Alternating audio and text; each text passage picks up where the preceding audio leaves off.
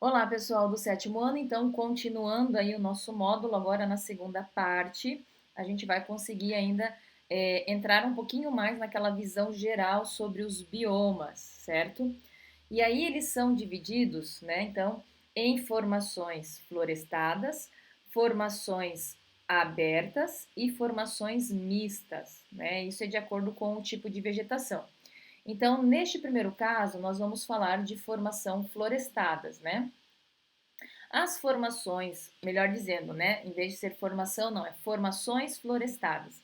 As formações, então, florestadas são aquelas em que há um predomínio, certo, né, de biomas de florestas. E aí, como exemplo aqui no Brasil, nós podemos mencionar, olha lá, a floresta amazônica, tá? Ou simplesmente Amazônia e a região da Mata Atlântica, certo? Então aqui são os dois. Esse mapa ele mostra a área original e depois a área remanescente, tá? Nós também temos áreas de transição entre a Amazônia, entre o Cerrado que fica aqui e a Caatinga. Nós vamos ter aqui ó, a Mata dos Cocais, é esse roxinho, né? Que inicialmente era isto, atualmente se encontra assim, tá? A Mata dos Cocais, né, existe o predomínio então de palmeiras, como algumas espécies, entre elas o babaçu, a carnaúba, o buriti, né, e a oitícia, tá? Desculpa, oitica. Então, olha lá o que sobrou aí da Mata dos Cocais, né? Essa região forma então um ambiente florestado, apesar de se situar bem próximo de um ambiente mais seco, que é a região aqui da Caatinga, a gente ainda tem aqui então o predomínio de árvores, né? Na floresta atlântica existe uma região em que há o quê? O predomínio de uma árvore do grupo das gimnospermas. O que seriam esse grupo das gimnospermas? Seriam aquelas árvores que produzem sementes, mas não produzem flores e nem frutos. Então, popularmente a gente conhece elas como araucárias, né? Ou o famoso pinheiro do Paraná. Essa região, então, que eu estou falando para vocês, ela é conhecida então como Mata de Araucárias ou Mata dos Pinhais. Mas ela pertence ao bioma, né, da Mata Atlântica. Então, ela está aqui no mapa, mata aqui, ó. Mata de Araucária seria esta regiãozinha aqui, que atualmente, olha lá como ela está bem, né, fragmentada aí. Também existe um ambiente florestado que fica em contato tanto com a Amazônia como com a Mata Atlântica, que é o manguezal. Aí o manguezal a gente tem aqui de vermelho, certo? Também pode ser chamado de mangue. Então, olha lá, alguns pontinhos vermelhos aqui, né, no litoral. Aqui permanece esses pontinhos vermelhos, certo? Mas vai diminuindo aqui para o sul. Então, nesse ambiente que se estende praticamente por toda a costa brasileira, é sempre associado à foz dos rios, né? Então está ligado aí com a água dos rios que chegam no oceano. Existem árvores relativamente baixas e com muitas adaptações ao ambiente costeiro, certo? Alguns pesquisadores, eles classificam essa região, né, os manguezais, como ecossistemas marinhos costeiros, tá? Então a gente pode ver isso, a gente vai ver isso aí mais para frente. Então fiquem tranquilos, né? E nós temos aqui, ó, as formações abertas. A gente falou das florestais, né, das florestadas, onde era o predomínio de árvores maiores, agora a gente tem as formações abertas, né? As formações abertas caracterizam-se por poucas árvores ou nenhuma, né? Sendo mais frequente as plantas herbáceas, né, como as gramíneas, ou, por exemplo, gramíneas a gente lembra de capim, tá? E os arbustos, então são aquelas árvores de pequeno porte, que quebram mais fácil, né, que são mais verdes nesse sentido, não aquelas que têm o tronco mais resistente, como as árvores de grande porte. Quando a gente olha para o Brasil, né, aqui nessa imagem, a gente tem as formações abertas originais, então a gente pode mencionar o Cerrado, olha como ele era no início, olha como ele está. Nós temos a Caatinga, certo? Olha como era o bioma inicial, há muitos anos atrás, e olha como é que ele está agora. E os campos sulinos, ou também chamados de pampas ou campos, que é esta região aqui, ó, com essa característica, né? Então, olha o que, que já sobrou, o que sobrou dela. E por último, nós temos as formações mistas, né? São aquelas em que há ambientes florestados e ambientes mais abertos, como os campos, né? Em quantidades aí similares. Nós estamos falando então da região do Pantanal. Olha o Pantanal inicial e olha o que está sobrando do Pantanal aí, certo? Então, nós temos esses três tipos de formação, né? De formações. Formações florestadas, formações abertas e formações mistas, tudo bem? E para a gente ir para a nossa reta final, vamos falar um pouquinho sobre o desenvolvimento sustentável aí dos biomas. Né? O desenvolvimento sustentável implica conciliar o crescimento de uma nação com a preservação do ambiente. Neste processo, busca-se o equilíbrio entre a disponibilidade de recursos naturais e os seus limites de exploração, visando a uma melhor qualidade de vida nos âmbitos sociais, social, econômico e ambiental para a nossa geração e para as futuras gerações, né? Então, todos os biomas brasileiros estão sofrendo processos aí de degradação. Isso que a gente viu nos mapas, né? No mapa antes e no mapa depois.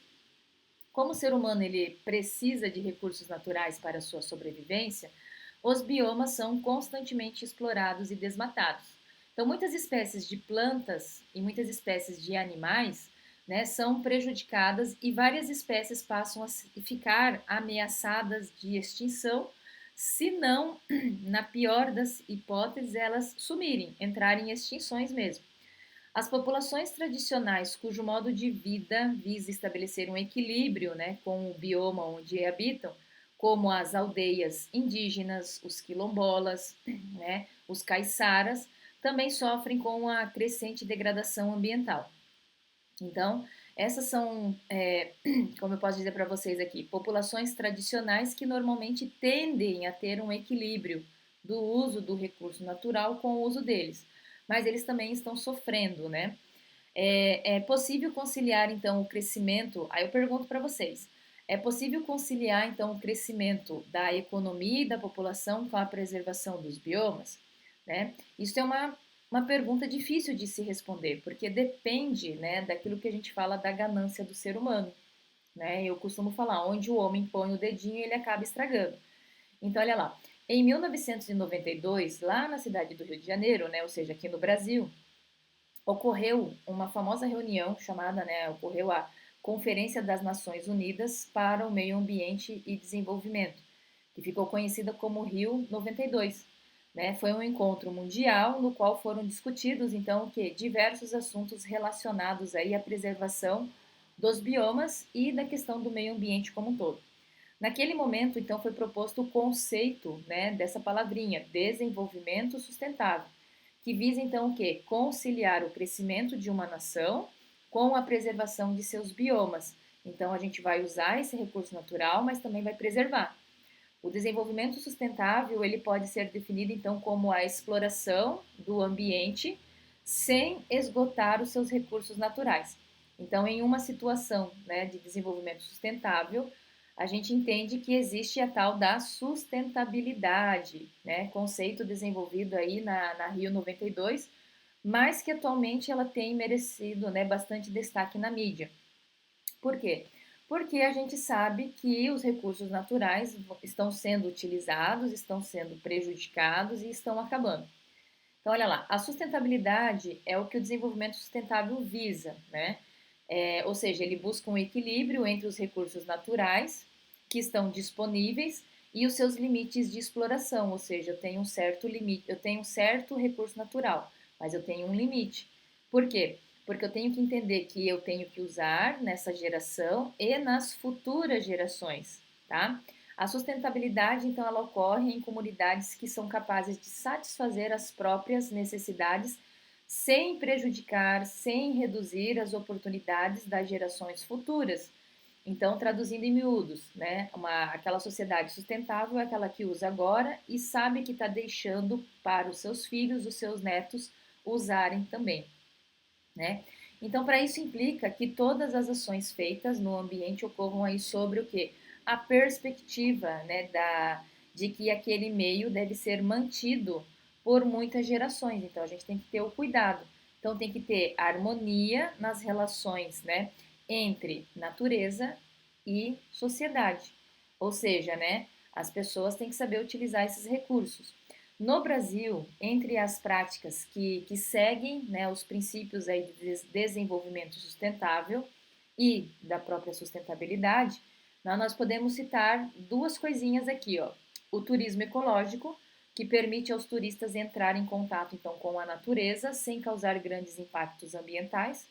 Algumas regiões do Brasil apresentam essa característica, tá, de fazer esse turismo, né, ecológico. Eu falo da minha região aqui, né, no Mato Grosso do Sul, a gente tem ali Bonito. Bonito é uma cidade, né, que atrai os turistas justamente que buscam esse contato com a natureza. E o outro exemplo é a exploração racional de recursos naturais em determinados tipos de unidade de conservação, que aí a gente chama de reserva extrativista, que é realizada aí pela população local e guiada, né, por pesquisas, por estudos, né, científicos. Lembrando que explorar os recursos de um bioma ao mesmo tempo e preservá-lo não é uma tarefa fácil, tá? Pois aí a gente tem que conciliar os vários interesses envolvidos que vão estar relacionados com o crescimento da população, com a qualidade de vida, com a economia e outros fatores. Então, existe sempre conflitos, né, para que isso aconteça. Só que esses conflitos são importantes e são necessários, porque o nosso futuro e o futuro dos biomas, né, de todo o mundo, depende de iniciativas que tendem a praticar as ações sustentáveis. Então, isso é importante que haja esse conflito para que a gente não use só e estrague esses recursos naturais. E aí nós temos aqui, ó, neste mapa, tá? Nós temos ó, áreas antropizadas na região da Amazônia brasileira. Então, neste mapa que aparece aqui, as áreas em vermelhos, aqui mais escurinhas, né, indicam locais onde ocorrem atividade humana, tá? Como a gente pode citar a agricultura, a pecuária, a mineração e alguns centros urbanos, né? Já na prática, aqui nessa partezinha verde, a gente vai ter o que? Florestas e outras áreas, tá? E no laranjadinho a gente tem áreas de cerrado aí.